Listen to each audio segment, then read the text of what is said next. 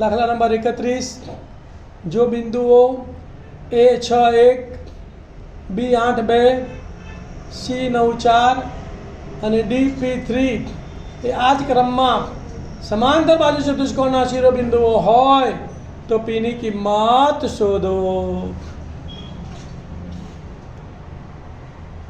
ધ્યાન આપો ભાઈ.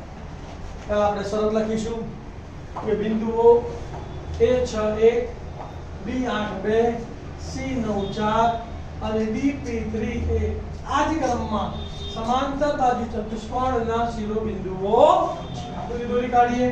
A61 B82 C94 અને DP3 જ્યારે બી ચતુષ્કોણના શિરોબિંદુના યામનો દાખલો આવે ત્યારે તેના વિકર્ણોના મધ્યબિંદુના યામ સરખાવીને દાખલો ગણવાનો. શરત લખીશું આપણે કે સમાંતર બાજુ ચતુષ્કોણના વિકર્ણો પરસ્પર દુભાગે છે. તો માટે શું થશે? વિકર્ણ BD ના મધ્યબિંદુના યામ અને વિકર્ણ AC ના મધ્યબિંદુના યામ કેવા થાય? સરખા થાય. તો વિકર્ણ BD ના મધ્યબિંદુના યામ બરાબર વિકર્ણ AC ના મધ્યબિંદુના યામ. મધ્યબિંદુના યામનું સૂત્ર આપણને ખબર છે x યામોનો સરવાળો ભાગ્યા 2 y યામોનો સરવાળો ભાગ્યા 2.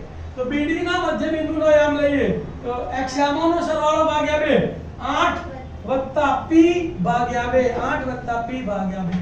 y યામોનો સરવાળો ભાગ્યા 2 2 3 ભાગ્યા 2 2 3 ભાગ્યા 2. હવે વિકર્ણ AC ના મધ્યબિંદુનો યામ તો x યામોનો સરવાળો 6 9 ભાગ્યા 2 6 9 ભાગ્યા 2. y યામોનો સરવાળો 1 4 ભાગ્યા 2 1 4 ભાગ્યા 2. બંને યામો કેવા છે? સરખા. બનીને x અને y યામ કેવો થાય? સરખો. p કયા યામમાં છે? તો p x યામમાં છે. તો પહેલો અને પહેલો સરખાવી દેવાનો બસ ખાલી. તો શું થશે બોલો? માટે 8 p ભાગ્યા 2 બરાબર 6 ને 9 15 ભાગ્યા 2. સામ સામે સરખે સરખું ઉડે. બે ઉડી ગયા તો કેટલા વધ્યા? 8 p બરાબર 15. 8 સામે ગયા તો 15 ઓછા 8 તો માટે p બરાબર 7. જવાબ લખી કાઢવાનો. p ની કિંમત 7 છે.